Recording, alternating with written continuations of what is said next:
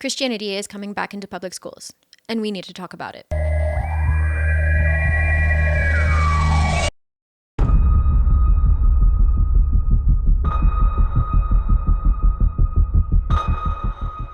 All right, let's move over to Oklahoma, which is just in a hell of a mess. I hate to say it, but it is. So we're going to first look at Senate Bill 36, which was first introduced in 2022, and it gained a lot of traction in 2024.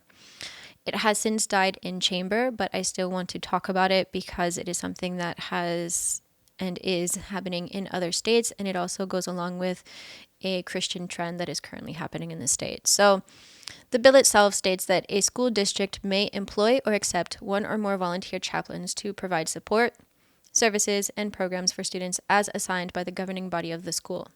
They do not need to be certified. Fantastic. So what this essentially says is that a school can employ or have as a volunteer a chaplain to help students. It goes on to require background checks for the chaplains, which is good at least, but is still opening the door to religious figures in the public school. Now, the bill says that the chaplain services would be voluntary, and options include a minister, rabbi, priest, imam, lay leader, or similar functionary of the faith group. Now, this is ridiculous, of course, because it's literally a public school hiring a religious person of faith for their religious services in a public school. And unfortunately, that has been done before. So even though this bill died in chamber, it has been approved in Florida with the House Bill 931, and it was approved in 2024 to establish a volunteer chaplain program for public schools. So as in Florida, as in Oklahoma, at least they tried. These bills are extremely unconstitutional because they are approving government funds, again, to be used to support specific religious services in public schools. And yes, I know that it says the chaplains would be volunteers, but you still have to find chaplains, vet them, send out letters to families, organize where the chaplain is going to have meetings. Are they going to be always on campus or come in certain days? You need resources to figure these things out. And so who's going to do them? Are you going to use the school secretaries, the school guidance counselor? And if you're using those people to organize all of this, they're getting paid. So you're still using school resources to organize this program. Even if you're not directly paying the chaplain, government funds are essentially being funneled into this program to support religious figures in public school. And besides that, using anyone's services for free is just ridiculous and a slap in the face. I mean, chaplains, if they come into a place and are expected to offer their services, they should be paid, right? This is ridiculous, but I digress. Now, I do appreciate that this bill includes mention of various religions and various religious figures, but still, it is the school district's decision to employ or accept volunteers. And that means that they may reject people. And guess what? They already have. This bill wasn't even passed into law, and they already rejected people. The Satanic Temple offered chaplains to Oklahoma public schools, but Representative Kevin West and a national school chaplains group, I don't know what that is, but whatever, they have rejected TST's offers, saying that TST doesn't meet the requirements. How TST doesn't meet the requirements, I don't know. TST is specifically a self-identified religious group, and the bill specifically says, or similar functionary of the faith group. So by definition, TST chaplains would be approved. But it's crazy how only accepted religious groups are being included here, and we're openly discriminating against minority faith groups and faith groups that Christians don't really like. I hate to say that, but and unfortunately, this is history just repeating itself yet again after what happened with the Florida bill. So TST again expressed plans to send chaplains to Florida public schools, but the governor said, some have said that if you do a school chaplain program, that somehow you're going to have Satanists running around in all our schools. We're not playing those games in Florida. That is not a religion. That is not qualified to be able to participate in this. So we're going to be using common sense when it comes to this. You don't have to worry about it. Yes, DeSantis, let's use common sense here. DSD is a religious organization, and it was created specifically to help support people oppressed by, I don't know, religious conservatives like you, DeSantis. I don't know. Crazy, right? We also have a worrisome directive from Oklahoma's top education official, Ryan Walters. It states, effective immediately, all Oklahoma schools are required to incorporate the Bible, which includes the Ten Commandments, as an instructional support into the curriculum across specified grade levels. This is not merely an educational directive, but a crucial step in ensuring our students grasp the core values and historical context of our country. Yeah, and screw all the other millions of non-Christians who have helped build and impact this country. No, only Christians and the Christian faith matter here, right? Now, this directive came right after the state's court ruled against what would have been the country's first religious charter public school. Walters was quoted saying, "You're not going to find the separation of church and state in the Constitution. It's not there. This is an argument that is based on a myth, on a lie." I don't know, Walters. Seems pretty clear to me. But if you remember back to the beginning of this video when I said that a lot of conservative Christians are using this argument that there is no separation of church and state to defend their legislation, well, this is a perfect example. The good news, though, is that Walters was a bit out of his depth, requiring immediate Bible teaching in all public schools across the state, according to the Oklahoma Attorney General, who, by the way, I have to point out, is openly Christian and yet still helps stop the state funding of religious public charter schools. Those are the types of Christians that I have no problem seeing in office, the ones who actually support religious freedom and true religious freedom. Anyways, the Attorney General said that Walters cannot legally require a change in curriculum. Walters is part of the state's Board of Education, which adopts academic standards, but each local district is responsible for choosing and implementing its specific curriculum. However, Walters is still extremely intent on getting Bibles into the classroom. He says, and I quote, "I will take every step possible to ensure Oklahoma students have the resources they need to fully understand American history." Oh, man. By acting now, Oklahoma is leading the country on a path toward greater focus on academic excellence by providing critical, historical, cultural, and literary context for our students. Oh boy, that's all kinds of worrisome and wrong. But he and the State Department of Education requested bids from Bible distributors in 2024 to get 55,000 leather-bound Bibles for public school students, plus copies of the Declaration of Independence, the Bill of Rights, and the U.S. Constitution. While that bill was repealed, the group created another solicitation in February of 2025, and separately, the group already bought over 500 Bibles for AP U.S. government classes. And those Bibles cost $25,000. Now, after a whole discussion about the funds in Texas and over $100 million being approved for religious things in the classroom, $25,000 seems like a drop in the bucket. But that money could have been spent in much better ways. Say, I don't know, an updated curriculum that doesn't promote a specific religion? Maybe? Crazy idea, right? Also, that cost seems a tad steep for just 532 Bibles. Okay, $25,000 for 532 Bibles, that's a lot. I mean, just doing some simple math, that is about $47 for each Bible. That is insanely overpriced, especially when you can just download a Bible app for free. Not to mention the fact that if you give books to kids in a public school, those books will get destroyed and ruined. So spending $47 on a Bible that will undoubtedly get trashed in, I don't know, a few years, it seems like a very poor use of funds. But let's just give you an idea of how much a Bible can cost. So we're going to look it up. So here is a kid's Bible, which is crazy, $4. And here is another leather soft reference Bible. Oh, fancy. Right now it is marked down to $18. One idea I had is that maybe they're getting hard copy Bibles that might stand up to the wear and tear. But again, they don't cost $47. Okay, look, here's one for $11. I don't understand how they're spending about $50 for each Bible. I don't get it. And this is just a start. How much are they going to spend on the other 55,000 Bibles that they want? Right? Okay, update, you guys. I found out what Bible they bought for the AP US government classes. Okay, it is Lee Greenwood's God Bless the USA Bible. And of course, it sells at $59.99. So I assume that they got some sort of discount for buying in bulk.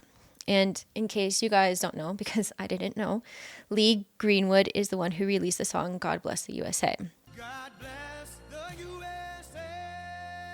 And to me, this is super ironic because the lyrics of the song say, I'm proud to be an American where at least I know I'm free. And this Bible is being pushed into public schools promoting a specific religion, which is therefore inhibiting religious freedom. So are we actually free in this country? Are public school students actually free to express their religious beliefs? I don't think so. And also this Lee Greenwood Bible is one of the ones promoted by Trump. So just leaving that there. On top of that, can I just mention that selling Bibles for about $50 to $100 just because they have a musician's name on it is so unbiblical and materialistic? Interestingly, purchasing these Bibles backfired a bit, according to a recent statement from Senator Pug. Sorry for mispronouncing your name. But according to the senator, the decision to purchase these 532 Bibles was not even considered in the subcommittee. So Walters is doing some sketchy things behind lawmakers' backs. And apparently purchasing these 532 Bibles affected his bid for the $55,000 because it was shut down. And besides the bids for the Bibles, Walters preemptively included a request for $3 million annually for Bibles in the budget. Why annually? Again, I do not know, but that is an insane amount. And what I do know is that teachers in this country are severely underpaid. Kids in many public schools don't have access to much needed tech in the classrooms. And food insecurity is a real thing for many students. So again, $3 million annually, is that really a good way to invest the money in purchasing Bibles? No. Thankfully, at the start of March in 2025, the state's lawmakers rejected the funding for the Bibles, and the Oklahoma Supreme Court paused Walter's second bid for classroom Bibles due to pending lawsuits. So we do have some good news there. However, there are still the 532 Bibles already purchased. And again, they are going to AP US government classes, not religious studies classes, AP US government classes. Just to satisfy my own curiosity, I looked up the AP US government test, since, of course, the AP classes are designed to prepare students to take the test. So everything that's covered in the class should be what is on the test to set the students up for success, right? So let's look at the resources for the US government test. Okay? Well, look at that. There is no mention of the Bible in the entire course and exam description. And it does have this to say: AP courses foster an open-minded approach to the histories and cultures of different peoples. The study of different nationalities, cultures, religions, races, and ethnicities is essential within a variety of academic disciplines. So if we're buying Bibles for these classes, where are all the other religious texts we're buying for these classes? There's also a whole section here on the First Amendment and freedom of religion, which is specifically topic 3.2. So my question is that if the Department of Education of Oklahoma is buying Bibles to incorporate into AP US government classes, how much misinformation are the teachers spreading? How are the teachers even going to include the Bible in their classes? Are they going to gloss over the First Amendment? Are they going to ignore other religions and other people groups? Are they going to purposefully steer away from the predetermined content for this class? What happens if a student gets an open-ended question on the AP test talking about the First Amendment or religious freedoms, or even the establishment of this country and what influenced the establishment of this country? The students aren't going to be properly prepared for the test. Including the Bible in these classes is essentially setting the students up for failure. These kids aren't getting the education they need, not only for the AP test, but also for their future. And that's not the only thing that State Superintendent Walters is supporting. While he was out of his depth in requiring that the Bibles be incorporated into every classroom across the state, he and the board can set academic standards, and they are. Now get this, the state's academic standards are reviewed every 6 years, and 2025 is a lucky year for science and social studies. So they have developed a whole new set of standards for science and social studies, and they accepted comments and inputs on these standards up until January 21st of 2025. And while many teachers contributed, Walters also invited opinions from out-of-state conservative advocates like Dennis Prager. And you can just imagine what they had to say and how they impacted the standards. Let's look at some of the proposed inclusions of God and Christianity in the new standards. Now, just as a point of reference, I am going to pull up the 2019 K through 12 standards, which have been used up until now. So we're going to do a quick search in this document. No mention of God, no mention of Judeo-Christian, no mention of Bible, no mention of the Old or New Testament, no mention of the Ten Commandments. One mention of Christianity introduced in a high school world history class along with other religions. And there's one mention of the Reformation. But again, that is just in one short world history objective about the causes and societal influences of the Reformation. Now let's move over to the proposed standards for 2025. We have 5 mentions of God, 6 mentions of Judeo-Christian, 6 mentions of Bible or biblical, 1 mention of Old and New Testaments, 2 mentions of the Ten Commandments, 15 mentions of Christianity, 3 mentions of the Reformation in a very detailed objectives section. Guys, I learned about the Reformation at home and in church, not very much in school. And these objectives include more details than the objectives for the fucking Renaissance. I mean, it's clearly promoting Christianity. So we're going to read a few so you can get an idea. And again, there is too much here to go into in this specific video. Again, I'm going to do a separate video going into these standards a bit more, but here is just a quick overview. So starting in first grade, we have an objective to explain the Pledge of the Allegiance and the significance of the phrase "under God." Another objective is to discuss the official motto, "In God We Trust," and the importance of religion to the American people. I would love to know what exactly they plan on teaching with this objective. Are they planning on teaching that this country was always supposedly a Christian nation? Or would they explain that this became the official motto in the 1950s during a time, might I add, that the country was embracing a very family and religious-based perspective to counteract the godless society of the Soviet Union during the Cold War?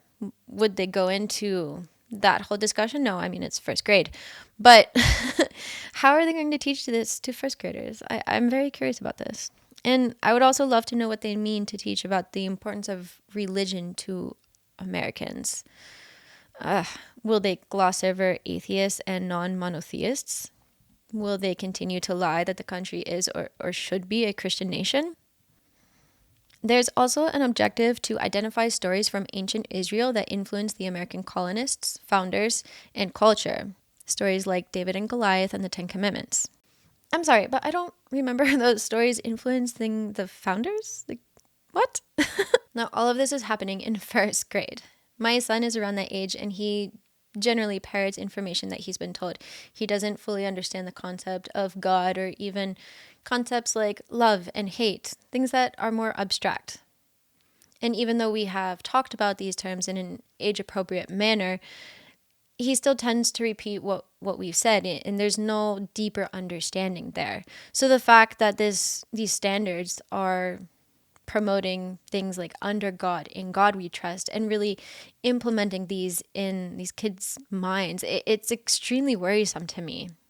These students are still developing critical thinking skills, and some might still be struggling with the difference between fantasy and reality, and that's completely normal. So the fact that they're incorporating into the standards a discussion about God, the Bible, "in God we trust," "under God," this is borderline indoctrination. And on top of that, there's this whole debate on whether or not this country was actually founded on Christian principles. And I have to argue that it was not. But there is still a debate over that. And the fact that they're including it in first grade as fact, as history, is just, it's simply indoctrination.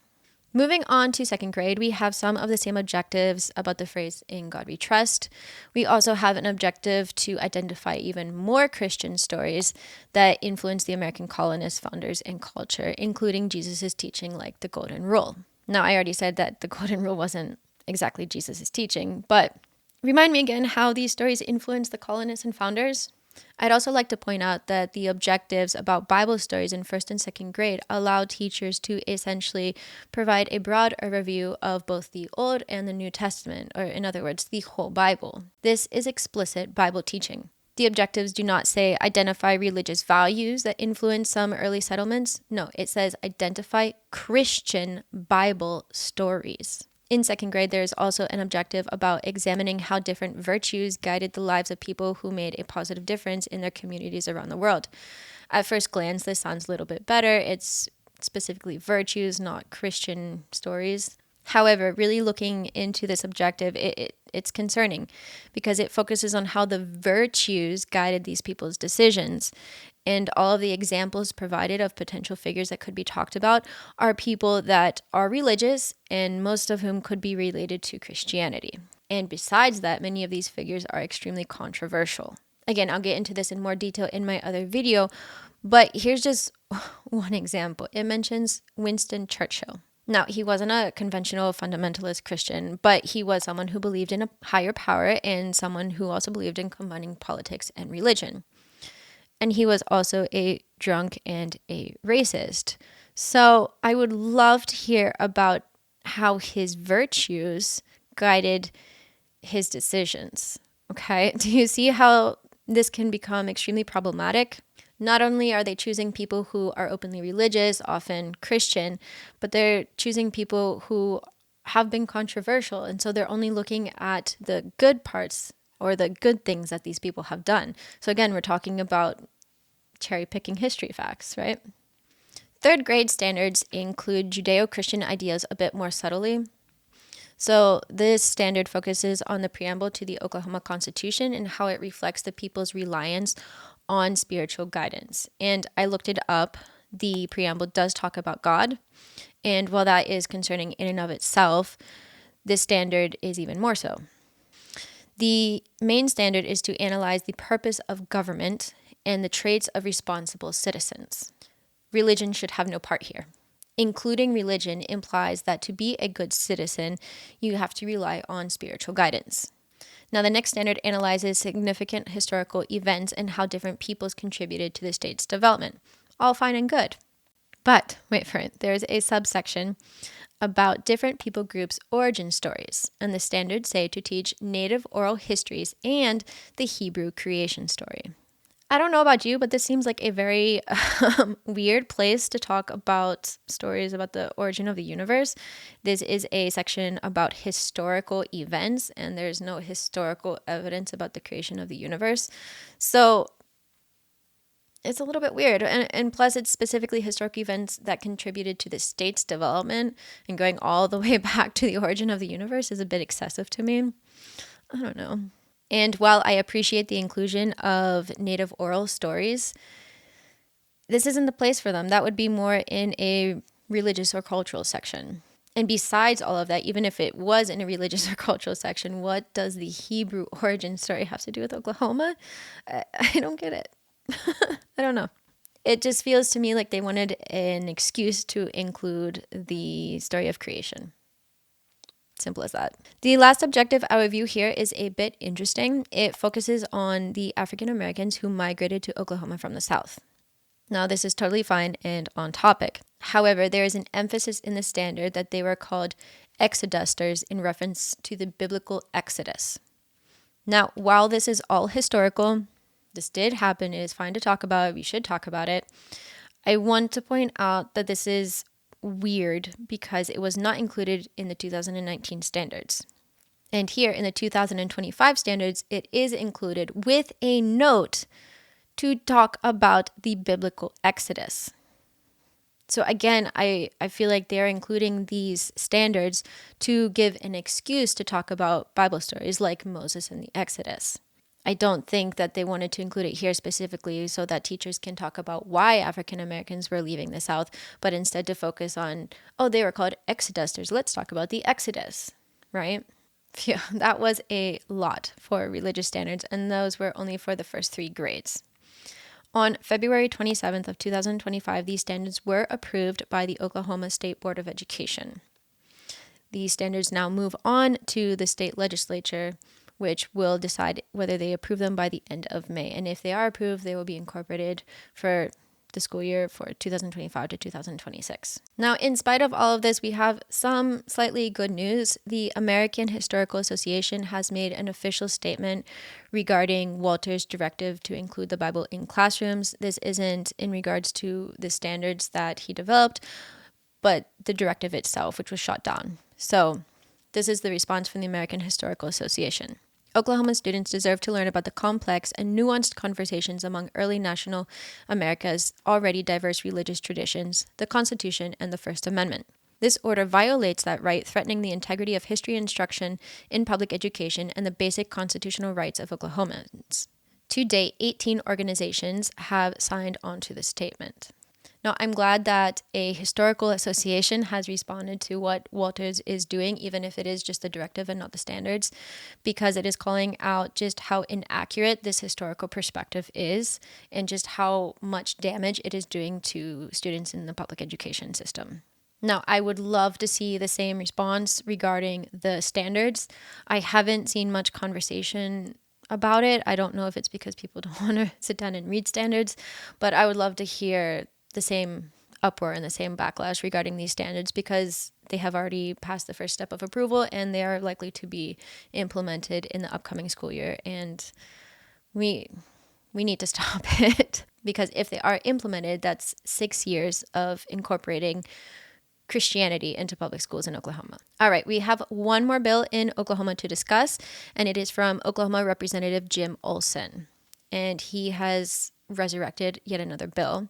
The first version of the bill died in 2024, but with recent turnover in the Oklahoma House, Representative Olson thought to reintroduce it with cautious optimism. Plus, recent bills in West Virginia that were initially rejected have been approved, so if in West Virginia, why not Oklahoma? Let's try this bill again.